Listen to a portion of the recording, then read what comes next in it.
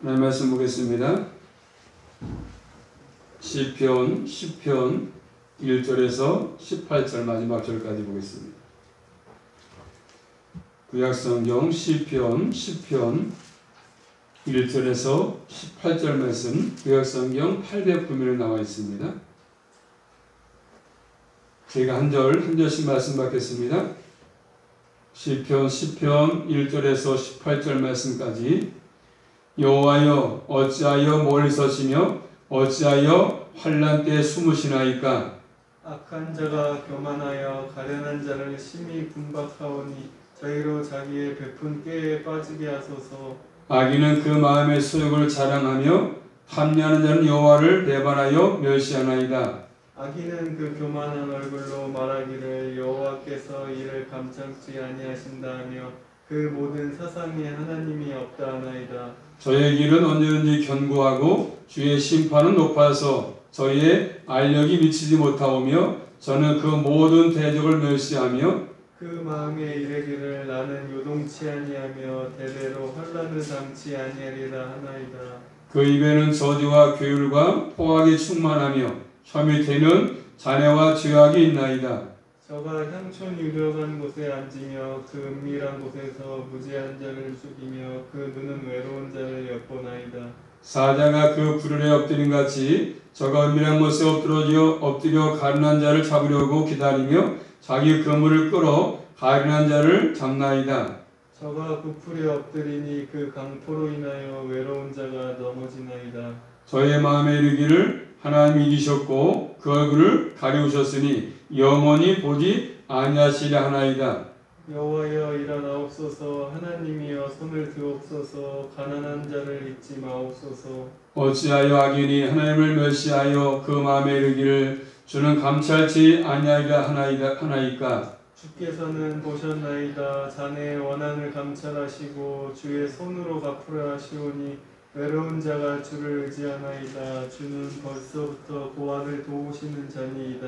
악인의 팔을 꺾으소서. 악한 자의 악을 없기까지 찾으소서. 여호와께서는 영원 무궁토로 왕이시니 열방이 주의 땅에서 멸망하였나이다. 여호와여 주는 겸손한 자의 소원을 들으셨으니 저희 마음을 예비하시며 귀를 기울여 들으시고 고아와 압박당하는 자를 위하여 심판하사 세상에 속한 자로 다시는 위협치 못하게 하시리이다. 아멘. 기도하겠습니다. 하나님 감사합니다. 한동안 동안도 주님의 크신 사랑과 은혜 가운데 저희들을 인도해 주셔서 은혜 가운데 살게 하셨다가 또 이 한 시간도 주님의 불러주심으로 또 이 한 시간 주의 말씀을 들려고 합니다. 성령께서 친히 역사하심으로 이 말씀이 잘 깨달아지게 하시고 이 말씀이 삶의 신앙생활에 아버지 힘이 되게 하셔서 이 말씀을 들고 한 주간도 넉넉히 승리할 수만 있도록 은총으로 충만하게 허락하여 주시옵소서. 예수 그리스도 이름으로 감사하며 기도 올리옵나이다. 아멘. 말씀의 제목을 따라할까요? 두 종류의 길. 이 땅에서 사람들은 길이 많다고 얘기하지만 성경은 딱 두 가지 길을 얘기하고 있습니다. 시편 1편 1절과 2절 말씀 보시면 복 있는 사람에 대해서 말씀하지 않습니까? 복 있는 사람. 참으로 행복한 사람이 누구냐면 복 있는 사람이 어떠한 사람이냐면 복 있는 사람은 악인의 길을 쫓지 아니하며 죄인의 길에 서지 아니하며 오만한 자의 자리에 앉지 아니하고 오직 여호와의 율법을 즐거워하여 그 율법을 주야로 묵상하는 자라 이렇게 말씀하고 있습니다. 그리고 이어서 6절에 말씀하기를 하나님께서 인정하시는 길과 하나님께서 인정하지 않는 길이 있다고 말씀하셨습니다. 하나님께서 인정하지 않는 길은 악인의 길이고 인정하시는 길은 의인의 길이라고 말씀하십니다. 자, 사람들이 그룹으로 가는데 악인들의 그룹이 있고 그리고 의인의 그룹이 있습니다. 반드시 길은 두 길입니다. 사람들은 이 두 길 가운데 하나의 길로 반드시 가게 되어 있습니다. 그 길로 걸어갔을 때 없는 것입니다. 우리 예수님께서도 이런 의미의 길을 이미지를 통해서 말씀했거든요. 마태복음 7장 13절 14절 말씀 보시면 좁은 문과 넓은 문을 말씀하시면서 사용하십니다. 좁은 문으로 들어가라. 멸망으로 인도하는 문은 크고 그 길이 넓어서 그리로 들어가는 자가 많고 생명으로 인도하는 문은 좁고 길이 협착해서 찾는 자가 적다고 말씀하셨습니다. 좁은 문으로 들어가는 사람, 좁은 길로 가는 사람은 바로 생명으로 가는 사람이고 반대로 넓은 문으로 가는 사람과 넓은 길로 가는 사람은 멸망으로 가는 사람인 것을 잘 말씀하죠. 대주에서 말씀하십니다. 이것은 바로 예수 그리스도를 믿고 예수 그리스도의 제자의 길로 가느냐 그렇지 않느냐 하는 것으로 결정이 된다는 것을 말씀하십니다. 사람은 이 두 길 가운데 하나로 반드시 가는 것입니다. 가고 있습니다. 자, 시편을 보시면 시편 1편에서 말씀한 것처럼 하나님께서 인정하시는 의인의 길, 하나님께서 인정하지 않는 악인의 길을 대립해서 말씀해 주고 있습니다. 자주 등장합니다. 그렇기 때문에 시편 1편의 말씀은 시편 전체를 보여주는 그림과 똑같습니다. 그렇기 때문에 시편 1편을 보면은 시편의 추리물이다 이렇게 말할 수 있습니다. 결국 이 시편 1편을 잘 이해하지 못하면 시편 전체를 이해할 수가 없습니다. 1편을 잘 통과해야만이 나머지도 잘 통과할 수 있고 또 복인 사람은 악인의 길을 따르지 않습니다. 자, 오늘 본 말씀 이 시편의 말씀 시편은 악인들이 어떠한 사람인가 잘 보여줍니다. 악인이 어떠한 사람인가. 복 있는 사람들은 악의 길을 가지 않는데 하나님께서 말씀하시는 악인들은 누구인가? 알아야만이 우리가 악인의 길에 서지 않고 악인의 길로 가지 않을 수가 있습니다. 자, 그런 의미에서 우리는 시편을 잘 살필 필요가 있습니다. 자, 시편을 쓰고 있는 바로 표지문에 보시면 안 나왔지만 저자가 안 나왔지만 다윗으로 봅니다. 다윗. 자, 오늘 본문의 시인 다윗의 심정이 어떠한 심정인지를 1절에 잘 나타나 있습니다. 1절 말씀 보시면 여호와여 어찌하여 멀리 서시며 어찌하여 환난 때에 숨으시나이까. 다윗의 심정입니다. 지금 시편을 쓰고 있는 바로 이 시편 다윗은 환난 때를 맞고 있습니다. 삶이 지금 어려운 가운데 처해 있습니다. 누구 때문에 그렇습니까? 누구 때문에 어려움을 당하고 있습니까? 2절 말씀이니까 악한 자라고 말씀합니다. 악한 자 때문에. 악한 자는 18절 말씀이니까 세상에 속한 자라고 표현되어 있습니다. 세상에 속한 자. 이 세상에 속한 악한 자를 통해서 지금 다윗은 어려움을 당하고 있습니다. 악인의 횡포에 지금 시달리고 있습니다. 이때 하나님이 어떠한 분으로 다윗은 느껴지고 있습니까? 하나님이 없다는 것이 아니고 하나님이 계시긴 하지만 멀리 계신 분으로 숨어 계신 분으로 지금 느껴지고 있습니다. 어려움을 당하면서 하나님이 안 계신 것은 아닌데 분명히 계시는데 멀리 계신 분으로 또 숨어 계신 분으로 느껴지는 것입니다. 하나님께서 활동하시는 손길이 보이지 않고 있습니다. 여기서 지금 숨었다는 말은 하나님의 얼굴이 감춰져 있다 그런 뜻입니다. 숨어 계시는 하나님으로 느껴지고 있습니다. 민수기 6장 25절 말씀 보시면 아론의 축복 가운데 여호와는 그 얼굴로 내게 비추사 은혜 베푸시기를 원하시며 이렇게 말씀하고 있거든요. 자, 이 하나님의 얼굴이 보이지 않는 것입니다. 하나님을 섬기는 신앙의 사람이 있어가지고 가장 힘든 것이 이거 아니겠습니까? 하나님이 안 보이니까 멀리 계시는 것처럼 숨어 계시는 것처럼 느낄 때가 가장 힘든 것이지 않습니까? 하나님이 숨어 계신 분으로 느껴지는 것입니다. 지금 우리가 사는 시대에 너무나도 악인들이 득세하고 횡포를 부르고 있지 않습니까? 악인이 잘 사는 시대입니다. 이때 믿음의 사람 느끼는 것이 뭡니까? 하나님이 멀리 계시는 것 같고 숨어 계신 분으로 계시기 때문에 느낄 때 참 신앙에 갈등이 오지 않겠습니까? 그래서 하나님은 그리고 가까이 계심에도 불구하고 멀리 계신 것처럼 믿길 때가 참 힘든 것입니다. 하나님을 섬기는 사람들은 이때가 가장 고통스러운 것이지 않습니까? 하나님이 멀리 계신 것을 느껴질 때. 자, 그럼에도 불구하고 지금 오늘 본문의 기자는 하나님께 호소하고 있습니다. 이 문제를 계속 여호와 하나님 앞에 가지고 나왔습니다. 악의 현실을 하나님께 고발합니다. 자, 믿음의 사람들은 이런 자세가 필요합니다. 환난을 당할 때, 어려움을 당할 때 하나님이 멀리 계신 것이 아니고 늘 함께하기 때문에 그 사실을 잊지 말고 환난 당할 때, 어려움을 당할 때 주 앞에 문제를 갖고 나오는 게 중요합니다. 다시 말하면 하나님의 품 안으로 가까이 들어오는 게 중요합니다. 아무리 상황이 좋지 못하고 하나님이 멀리 계심으로 느껴져도, 하나님이 숨어 계시는 것처럼 느껴져도 결국 하나님의 품으로 들어오는 사람이 하나님의 자녀 아니겠습니까? 신약에 탕자의 비유가 있습니다. 탕자는 아버지의 품을 떠나서 모든 걸 다 잃었습니다. 결국 마지막에 누구의 품으로 돌아옵니까?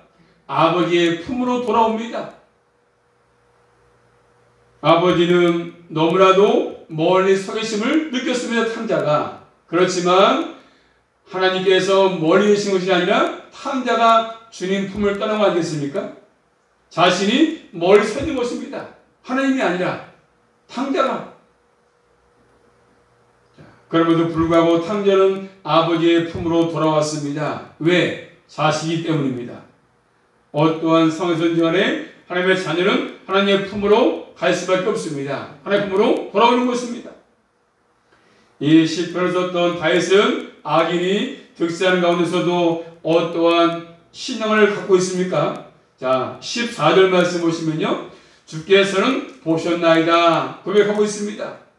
악인들이 득세하고 악인이 횡포를 부리는 세대 시대에도 하나님은 살아계시고, 의인이 고통을 당하고 악인이 악을 행하는 것을 다 알기 때문에 그런 지금 신앙을 다윗은 갖고 있습니다. 하나님은 다 보고 계신다. 결국 공의하나님께서 반드시 이 일을 해결할 것이다 사실을 믿기 때문에 주 앞에 나와서 고백하는 것입니다. 전도서 10장 20절 말씀 보시면 이렇게 말씀합니다. 심중에라도 왕을 저주하지 말며 신방에서라도 부자를 저주하지 말라고 했습니다. 하나님은 그 심중을, 그 심상을 다 보고 있다고 말씀하십니다. 아무리 깜깜한 밤중에 침실에서도, 내 침대에서도 하나님 다 알고 있고 본다고 말씀하고 계십니다. 지금 이 시대에 악인들이 득세하고 판을 친다 할지라도 하나님 반드시 다 보고 계시기 때문에 때가 되시면 심판을 행하신다고 말씀하십니다. 우리 믿음의 사람들은 이런 자세가 필요합니다. 악인이 잘 되고 모든 것이 출세한다 할지라도 그것 때문에 낙심하지 말고 기죽지 말고 더욱더 모든 것들을 꿰뚫어 보시는 하나님을 바라보시고 의지할 수 있기를 주님의 이름으로 축복합니다. 다윗은 어려움 속에서도 하나님께 나와서 엎드려 기도하지 않습니까? 그리고 하나님은 숨어 계시지 말고 어떤 행동을 취해줄 것을 구하고 있습니다. 자, 오늘 말씀 보시면 악한 삶을 증명하지 않습니까? 자, 그럼 악한 자는 누구며 이를 통해서 어떠한 사회가 이루어지고 있습니까요? 자, 첫 번째입니다. 악한 사람. 2절 말씀 보시면 악인들은 굉장히 교만합니다. 교만하다. 이들은 가련한 자를 심히 군박한다, 압박한다고 말씀합니다. 심하게 압제해서 고통을 줍니다. 상당히 삶을 힘들게 만드는 것입니다. 그러므로 악인의 특징은 교만합니다. 교만합니다. 그 교만함으로 다른 사람의 삶을 마르게 합니다. 거의 말라서 비틀어지게 만드는 것입니다. 그래서 악인은 이들 위에서 뭐라고 기도합니까? 2절 말씀이니까 저희로 자기의 베푼 꾀에 빠지지 않아서 기도합니다. 시편에 자주 등장하는 기도 아니겠습니까? 자, 하나님의 공의는 이렇게 현실로 나타납니다. 우리는 성경에서 그 일을 살펴볼 수 있습니다. 구약 성경 다니엘서 말씀 보시면 다니엘서 6장 말씀 보시면 이런 내용이 나타납니다. 다니엘이 총리로 있었습니다. 메대 다리오 왕이 바벨론을 통치하면서 세 총리를 두어가지고 전국을 통치하게 했습니다. 그 중에 한 사람이 다니엘이었습니다. 다니엘. 그런데 이 셋 중에 다니엘이 가장 뛰어난 모습을 가졌습니다. 다니엘서 6장 3절 말씀을 보니까 다니엘은 마음이 민첩하여 총리들과 방백들 위에 뛰어났다 이렇게 말씀하고 있습니다. 그러자 대적들은 고소할 틈을 얻고자 해서 결국 아무 허물도 없지만 다니엘을 넘어뜨리기 위해서 다니엘을 허물기 위해서 고발했습니다. 다니엘은 4절 말씀을 보니까 숭숭스러웠습니다. 대적들이 머리 쓴 것은 금령을 청하는 것입니다. 다니엘이 기도하는 거 왕에게 얘기해서 우리가 다니엘을 무너뜨리자, 다윗을 망하게 하자 했습니다. 그래서 다니엘을 몰아내기 위해서 여러 가지 애를 썼습니다. 30일 동안 왕 위에 다른 신에게 무엇을 구하면 사자굴에 던져놓기로 했습니다. 다니엘이 사실 알면서도 자기 집으로 돌아가서 예루살렘을 향해서 열린 창에서 행하던 대로 하루에 3번씩 하나님께 기도합니다. 그 사실을 발견하고 악인들은 고발합니다. 그를 통해서 다니엘은 사자굴 속에 들어갔지만 그 이튿날 보니까 하나님이 사자의 입을 막아버렸습니다. 다니엘을 불에서 올려보니까 아무 이상이 없습니다. 그런데 그 사자굴에 누가 들어갔습니까? 바로 꾀를 썼던 사람들, 바로 썼던 사람들과 처자들이 그 사자굴 속에 들어갔습니다. 골 밑에 닿기 전에 결국 사자가 뼈까지 부서뜨려 버렸습니다. 결국 자기가 판 꾀에 자기들이 빠진 것입니다. 이렇게 하나님의 공의가 시행되지 않습니까? 이렇게 악한 사람들은 굉장히 교만합니다. 그렇지만 자기 함정에 자기가 빠지는 것이죠. 자기 꾀에 자기가 빠지는 것입니다. 또 두 번째로 악한 사람들은 3절 말씀 보시면요, 악인은 여호와를 배반하여 멸시한다고 하십니다. 그 증거가 뭡니까? 그 마음에 소욕을 자랑하며 탐내는 것입니다. 자기의 욕심을 자랑합니다. 자기의 소욕을 자랑합니다. 하나님을 멸시합니다. 그들의 특징은 자신을 위한 욕심으로 가득 차 있습니다. 자신의 욕망을 채우기 위해서, 욕심을 채우기 위해서, 그리고 욕심을 자랑합니다. 나는 좋은 집에 살고 평수가 크고 좋은 차 있고 돈도 많고 은행에 저축돼 있고 이런 자기 욕심을 자랑합니다. 권세가 있다고 자랑합니다. 나는 국회의원이고 나는 통장이고 반장이고 자랑합니다. 자신의 욕심을 위한 계획을 자랑합니다. 그것이 계속 출세할 것이라고 성공할 것이라고 자랑합니다. 그런데 그런 모든 것들은 다 성경 말씀 보니까 헛된 것이다. 다 없어질 것이라고 말씀하지 않습니까? 하나님을 중심에 모시지 않고 자신의 욕심을 채우는 삶을 살아간다면 결국 그런 모든 것들은 백해무익하고 아무 의미가 없다고 성경은 말씀합니다. 4일 동안에 잠시는 편할지 모르겠지만 성경은 그렇게 말하고 있지 않습니다. 반대로 하나님을 중심에 모든 사람 특징이 뭐겠습니까? 자기 욕심을 버립니다. 모든 삶의 중심이 하나님께 초점이 맞춰지는 것입니다. 그렇지만 악인들은 이런 것이 없습니다. 이게 악인의 사람의 특징의 특징. 세 번째는요, 악인들은 또 4절 말씀이니까 교만한 얼굴을 가졌다고 말씀하십니다. 얼굴은 그 사람을 나타냅니다. 그 얼굴에 교만으로 가득 차 있다고 말씀하지 않습니까? 그 원인은 뭐겠습니까? 4절 말씀이니까 여호와께서 이를 감찰치 아니하신다. 하나님이 모르시겠지 뭐. 하나님이 안 보셔. 두 번째는요, 그 모든 사상의 생각에 하나님이 없다는 것입니다. 하나님이 어디 계셔? 하나님이 안 보고 계시니까 괜찮아. 그 생각 속에 도무지 하나님이 존재하지 않습니다. 신이 어디 있어? 하나님이 어디 계셔? 하나님이 없는 것처럼 매일 살아갑니다. 자, 11절에도 이런 사람은 하나님이 잊으셨고 영원히 보지 않는다 생각하며 사는 겁니다. 하나님 잊어버렸어. 하나님이 안 보시니까 뭐 괜찮아. 막 사는 거죠. 이처럼 하나님이 없는 것처럼 사는 사람의 특징이 뭐였습니까? 교만이 얼굴에 나타납니다. 이들은 한마디로 하나님이 어딨냐 하면서 아주 교만한 오만한 삶을 살아갑니다. 가장 자기가 잘난 것처럼 똑똑한 것처럼 사는 것이죠. 또 5절 말씀 보니까 악인들은 어떻게 합니까? 자신들의 길이 견고하다, 즉 안전하다 생각합니다. 우린 견고해, 안전해. 하나님의 심판을 멸시합니다. 하나님의 심판이 자신에게 미치지 않는다고 생각합니다. 주의 심판은 높아서 저희 알력이 미치지 못한다. 이렇게 말하고 있지 않습니까? 심판, 이 말은 다르게 말하면 법도, 규례, 공의, 다양하게 번역되어 있습니다. NIV 성경에서는요, 율법을 번역했어요. 율법이다, 율법. 그들은 율법과 거리가 먼 삶을 살고 있다. 그런 말입니다. 다시 말하면 하나님의 율법을 무시합니다. 말씀을 무시합니다. 아주 오만한 태도 아니겠습니까? 그리고 6절 말씀 보시면 자신들은 요동치 아니하며 환난을 당하지 않을 것이라 생각합니다. 요동치 아니한다. 환난을 당하지 않을 것이다. 흔들리지 않을 것이다 생각합니다. 자신의 모든 계획들이 다 잘되고 번영할 것이다. 계획될 것이다.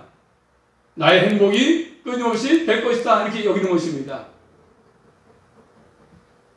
이 약한 사람들의 특징은 결국 무신론적인 삶을 사는 것입니다. 이 세상에서 무신론자들은 여러 종류가 있습니다. 첫째는 이론적으로나 실질적으로 하나님이 없다고 부인하는 사람들이 있습니다. 둘째로는요, 하나님이 있다고 말하지만 하나님이 없는 것처럼 행동하며 사는 사람들이 있습니다. 세 번째로는 겉으로는 뭐죠? 경건의 모양을 했지만 실제로 능력을 부인하는 사람들이 있습니다. 하나님과 교제함이 없고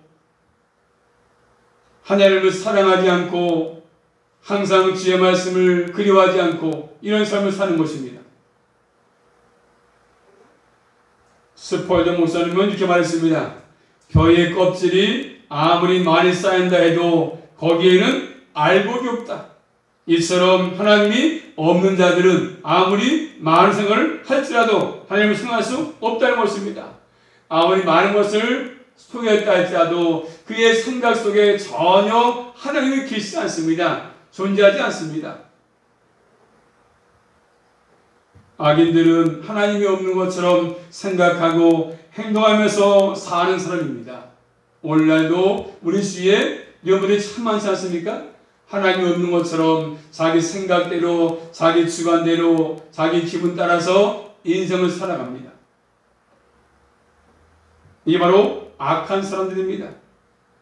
네 번째로 또 악한 사람들은 7절 말씀 보시면 그 입에는 저주와 괴열과 포악이 충만하며 그 혀 밑에는 잔해와 죄악이 있다고 말씀합니다. 그래서 바로 교만에서 나오는 행동들이죠. 또 스펄전 목사님 말씀하기를 머리가 3개 있는 독사가 꼬리를 틀고서 그 모든 독을 검은 입속에 품고 있는 것 같다 표현했습니다. 입으로 하나님과 사람을 향해서 저주합니다. 사람을 넘어뜨리려고 하고 있습니다. 사람을 속입니다. 또 착취합니다. 악인들은 입을 열 때마다 거짓말을 참 잘합니다. 입만 열면 거짓말이죠. 금방 하려고도 거짓말합니다. 목사님 교회 갈게요. 그리고 안 나와요. 거짓말이야. 입을 알는 거죠. 입으로 가겠습니다 하고 안 나오는 것입니다. 입에 악으로 충만합니다. 이런 사람들이 악인인 것입니다. 또 5번째로 악한 사람은 8절과 9절 말씀 보시면 악인은 은밀한 곳에서 무지한 자를 죽인다고 말씀하십니다. 의인을 짓밟습니다. 이 말씀은 그 당시 일어났던 일을 가지고 비유로 사용해서 말씀하십니다. 자, 8절 말씀이니까 향촌 유력한 곳에서, 이 말씀은 마을 구석진 곳에서 숨어 있다가 무지한 자를 죽인다고 하십니다. 유력한 곳, 인적이 드문 길을 얘기하지 않습니까? 악인들은 구석진 곳을 좋아합니다. 그 당시에 강도들은 인적이 드문 숨어 있다가 사람이 지나갈 때 나타나가지고 그 사람을 빼앗습니다. 사람을 해하는 것입니다. 또 9절 말씀이니까 사자의 비유를 말씀하지 않습니까? 사자가 숲속에 숨어 있다가 도련이 달림승을 수육하는 것처럼 은밀한 곳에 숨어 있다가 무지한 죄를 해하는 것입니다. 악인은 이런 것들을 행하는 것입니다. 아무도 보지 않는다고 생각하면서 은밀한 곳에 숨어 있다가 악을 꾀하는 것이지 않습니까? 이런 사람들이 악인인 것입니다. 하나님이 없는 것처럼 삶을 살아가는 것입니다. 행동하는 것입니다. 지금까지 악인을 소개했습니다. 반대로 세 번째로 겸손한 사람을 얘기하지 않습니까? 악인의 눈에는 누가 보이지 않습니까? 하나님이 보이지 않습니다. 한번 따라할까요? 악인의 눈에는 하나님이 보이지 않습니다. 악인은 하나님께서 자신을 감찰한다고 생각하지 않습니다. 13절에 말한 것처럼 하나님이 감찰하지 않는다. 그러니까 하나님을 멸시하는 것이지 않습니까? 그렇지만 의인은 눈에 뭐 보입니까? 하나님이 보이는 것입니다. 모든 하나님이 다 보고 계신다. 늘 그런 의식을 갖고 살아갑니다. 14절 말씀이니까 늘 하나님 앞에서 살아갑니다. 신전 의식 가운데 살아갑니다. 그렇기 때문에 항상 의인들은 하나님을 찾습니다. 한번 따라할까요? 의인들은, 믿음의 사람들은 하나님을 찾습니다. 하나님을 만나는 예배를 사모합니다. 예배를 신령과 진정으로 예배합니다. 이제 우리는 가능할수록 마지막 때이기 때문에 예배의 소중함을 깨닫고 예배 생활 잘할 수 있기를 주님의 이름으로 축복합니다. 예배 자리로 나와야 됩니다. 코로나 때문에 핑대지 마시고 예배 자리에 나와서 예배 드리는 게 중요합니다. 14절 말씀이니까 의인들은 뭐라고 말씀하고 있습니까? 외로운 자라고 표현합니다. 외로운 자다. 외롭다는 말씀은 고독하다는 뜻이 아니거든요. 결국 악인의 세계에 속하지 않기 위해서 믿음의 삶을 살다 보니까 그런 것입니다. 고독하다는 것입니다. 외롭다는 것입니다. 오직 하나님만 의지하는 사람입니다. 하나님이 없다면 정말로 외로운 사람이지 않습니까? 그와 같습니다. 우리 모두는 그와 같은 사람이나 주님이 함께한 사람이기 때문에 철저하게 하나님만을 바라보시고 하나님만을 의지하고 살아갈 수 있기를 주님의 이름으로 축복합니다. 오늘 말씀에 의인은 또 16절 말씀 보시면 어떻게 고백합니까? 영원 무궁토록 왕이시다고 고백하지 않습니까? 영원 무궁토록 나의 왕이시다. 그리고 주의 땅을 말씀한 주의 땅. 땅은 하나님의 것입니다. 하나님을 벗어난 땅은 없습니다. 이 땅을 악인들이 침범을 했습니다. 하나님 왕이신데 침범한 것이지 않습니까? 이 세상은 지금도 하나님이 다스리십니다. 이 땅의 주인이십니다. 모든 것들의 주인이십니다. 그러므로 이 주의 땅에서 이방, 열방들을 다 멸망한다고 말씀하지 않습니까? 악인들을 심판할 것을 말씀하시는 것들입니다. 자, 하나님을 왕으로 고백하면서 17절 말씀이니까 여호와여 주는 겸손한 자의 소원을 들으셨으리라 말씀합니다. 누가 겸손한 자입니까? 하나님을 왕으로 인정하고 의지하고 사는 사람인 것입니다. 그러므로 기도에서 가장 중요한 자세는 겸손한 자세 아니겠습니까? 순종의 자세입니다. 순종의 자세. 스가랴 9장 6절 말씀이니까 하나님께서는 교만을 끊으십니다. 반대로 겸손자에게 은혜를 베푼다고 말씀하십니다. 블레셋 사람이 교만하니까 하나님께서 그들을 끊어버리신다고 말씀하십니다.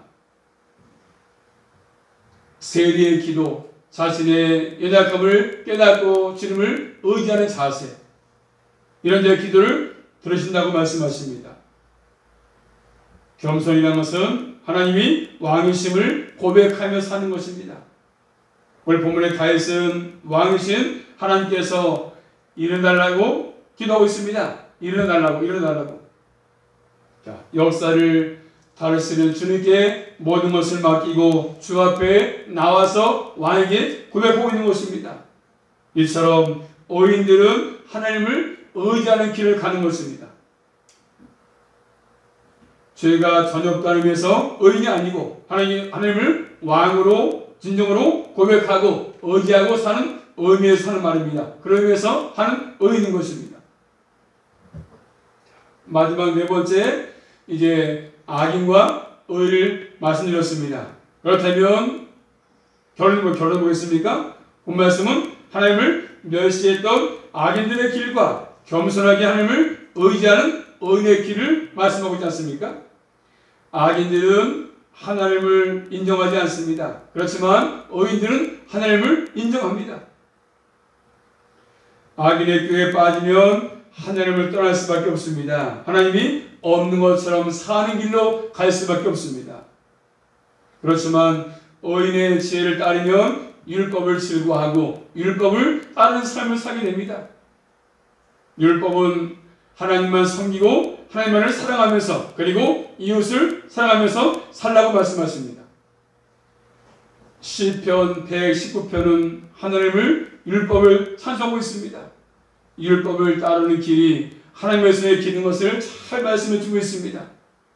오늘 우리는 말씀을 들으시면서 나의 발걸음은 어디로 향해서 가고 있습니까? 의인의 길로 가고 있습니까? 아니면 죄인의 길로 가고 있습니까? 시편 119편 63절 말씀을 보니까 이렇게 말씀합니다. 나는 주를 경외하는 모든 자와 주의 법들을 지키는 자의 동무라고 말씀합니다. 주의 법을 지키는 자의 동무라고 친구라고 말씀하십니다. 이 말씀에 우리는 합당한 자로 서있어야 될 것을 말씀하고 계십니다. 시편 119편의 말씀이 나와 아무런 상관이 없다고 한다면, 나와 너무나 거리가 멀다고 얘기한다면 그 사람은 심각한 문제가 있는 것입니다.